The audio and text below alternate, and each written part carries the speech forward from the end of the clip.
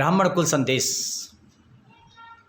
Channel ब्राह्मण समाज के अपने लिए, अपने विकास, अपने संगठित, अपने एकजुट करने के लिए, उसके पल पल की खबरें और पल पल के विचार देने के लिए, उसी मुहिम की कड़ी में एक बार फिर से दिल्ली के क्षेत्र कृष्ण विहार में पंडित राजमोहन भारद्वाज जी से वार्ता हो रही है पत्रकार रामवीर भारद्वाज के साथ। आइए जानते हैं उनके विचार कि ब्राह्मण समाज को उत्थान कैसे करें, ब्राह्मण समाज की कुरीतियों को कैसे हटाएं, ब्राह्मण समाज में सामायिकता कैसे लाएं। जो आज गाय की स्थिति हो रही है वो ब्राह्मणों की हो रही है। इससे दूर करने के लिए उनके पास क्या विचार, क्या सुझाव हैं और क्या प्रयास है। जी राजमोहन भारद्वाज जी, आपका स्वागत है ब्राह्मण कुल संदेश में।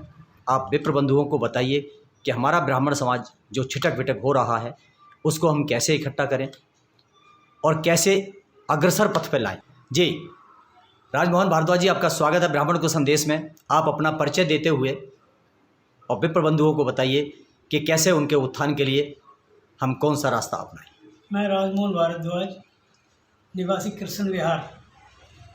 मेरा पर्सनल बिजनेस, मेरा स्वरोजगार है बवाना क्षेत्र के अंदर। जो यदा कदा जो समय निकलता है भगवान परशुराम और हिंदू समाज को एकत्रित करने के लिए, उस प्रकार की दृष्टि से जो आपने मेरे से प्रश्न किया, उस दृष्टि में मैं यही कहना चाहूँगा कि सबसे पहले हमें अहंकार, द्वेष को छोड़कर अपने समाज को संगठित करना चाहिए, कुरीतियों को दूर करना चाहिए। समय और काल के अनुसार जो हमारी आवश्यकताएं हैं, अपने छोटे और बड़े बंधुओं को साथ लेकर के चलने के लिए उसके अंदर हमें विशेष ध्यान देना चाहिए। जैसे आजकल चल रहा है कि हम कुछ नई चीज़ों को अपना रहे हैं, पाश्चात्य सभ्यता को अपना रहे हैं, शिक्षित हो रहे हैं, फिर भी हम अपने दाम्पत्य जीवन में, अपने पारिवारिक जीवन में, अपने रिश्ता करने के जीवन में एक ऐसी कुरीतियों को अपना रहे हैं जो कि हमारे भावी जीवन के अंदर विघ्न पड़ता जा रहा है। इस पर किस तरीके आप विचार रखते हैं? आवश्यकता है पूर्व के अनुभव और वर्तमान के कार्य शक्ति को संगठित करने की। हमें आवश्यकता है पूर्व के अपने अनुभव को अपने आने वाली पीढ़ियों के साथ साझा करने की। जो पाश्चात्य संगठित की आपने बात की, उसके लिए मेरा अपना अनुभव है कि मुझे पाश्चात्य आधुनिकता और पाश्चात्य को एक साथ जोड़ करके, प्राचीनता और आधुनिकता को एक साथ जोड़ते हुए अपने समाज को, अपने कुल को, अपने विचारों को शुद्ध रखते हुए हमें कार्य करना चाहिए। पूर्व के अनुभव और आधुनिकता का विकास दोनों मिलकर के यदि कार्य करें और संस्कारिक जीवन जीने की प्रयत्न करें तो हमारा उत्थान अच्छे हो सकता है। जैसे पूर्व में कहा जाता था, जिस प्रकार से ऋतु होनी चाहिए उस प्रकार से रहन सहन होना चाहिए, समय समय के अनुसार में जिसकी ज़रूरत है उस तरह से करना चाहिए और कुछ चीज़ों का त्याग करना चाहिए। आज की आधुनिकता जो है, आज के युग के साथ में जिस तरह से हमारा देश, प्रदेश, राष्ट्र उन्नति की ओर जा रहा है, तो उसी उन्नति की तरह हमारे रूढ़वादियों के विचारों को, जिनकी आवश्यकता नहीं है, उनको त्याग कर आगे बढ़ना चाहिए। जी जी, बिल्कुल आपने सही कहा। वही मेरा भी कहना, देश काल और परिस्थिति, उसके अनुसार हमें परिवर्तन अवश्य करने चाहिए, क्योंकि परिवर्तन ही जीवन है। अदरवाइज हमें ये भी ध्यान रखना चाहिए कि फैशन के नाम पर फूहड़ता ना हो, आधुनिकता के नाम पर हम अपने संस्कार ना छोड़ें और जो कार्य करें उसके अंदर हमारे संस्कार विहीन कार्य ना दर्शे। आपने कहा कि फैशन के दौर, आज के दौर में आप देखिए फैशन का प्रयोग किस वर्ग पर किया जा रहा है।